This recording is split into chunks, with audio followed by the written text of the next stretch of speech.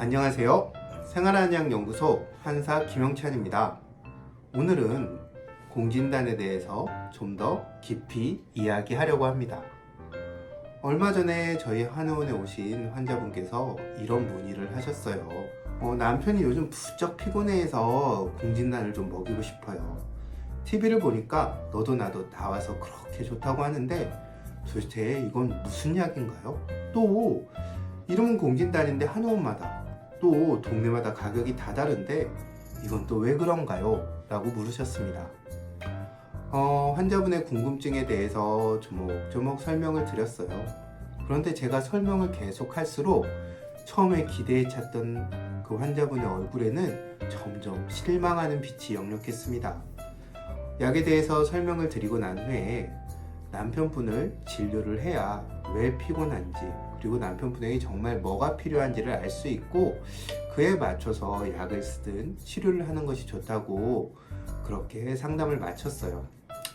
환자분은 알았다, 다음에 남편분과 다시 오겠다고 하셨지만 아직 안 오신 걸 보면 제 설명이 부족했거나 아마 다른 곳에서 공진단을 복용하고 좋아지시지 않았을까 하는 생각이 듭니다. 시대에 따라서 질병의 양상이 바뀌고 이에 맞춰서 특정 약물이 많이 쓰이는 현상은 어떻게 보면 당연한 거예요.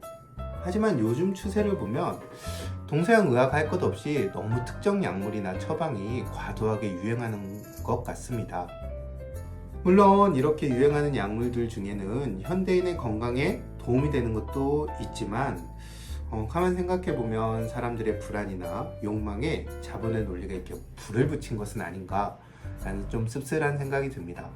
시쳇말로 몸에 좋다고 하니까 크게 생각하지 않고 복용하는 건데 가끔은 좀 걱정스러운 경우도 보게 됩니다.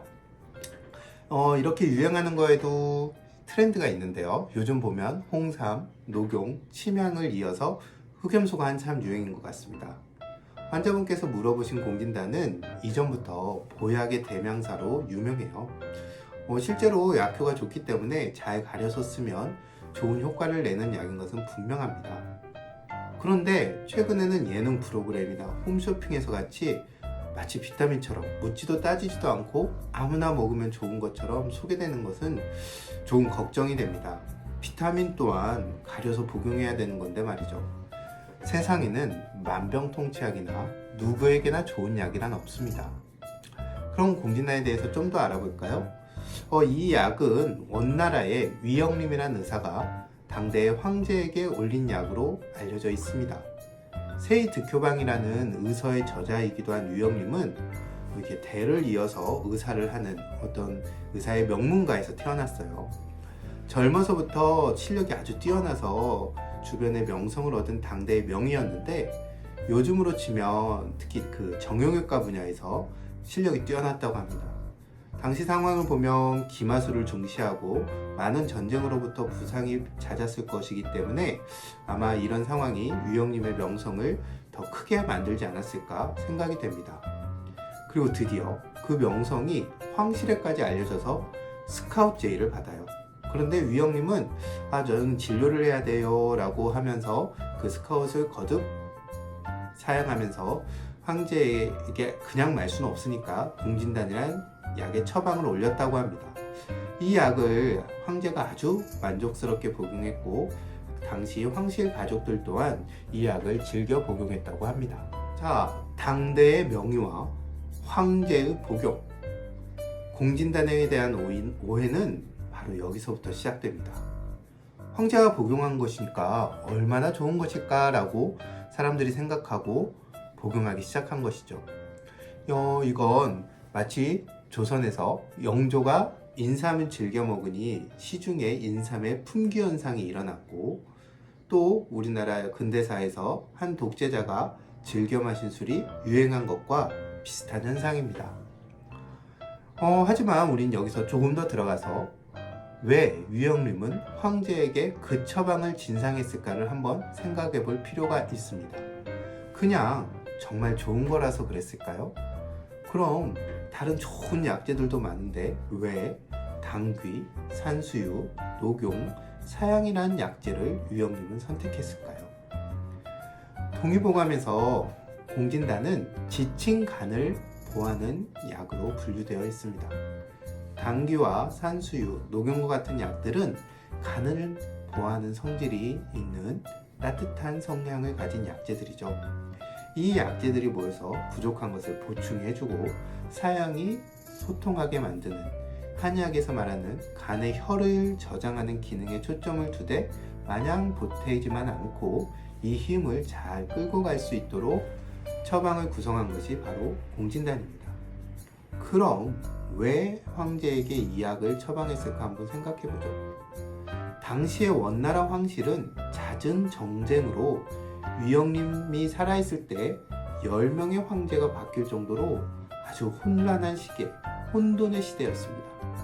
어쩌면 위영림이 황제의 부름에 응하지 않은 것도 이 정쟁에 휩쓸리지 않기 위한 일종의 생존 전략이었을지도 모릅니다. 그런 살얼음판 같은 시대에 황제가 받는 긴장감과 피로감은 말 그대로 피를 말리는 수준이었을 겁니다. 스트레스를 풀기 위해 한 잔 술을 즐겼을 수도 있고 유목민 특유 식습관상에 육식을 선호했을 수도 있습니다.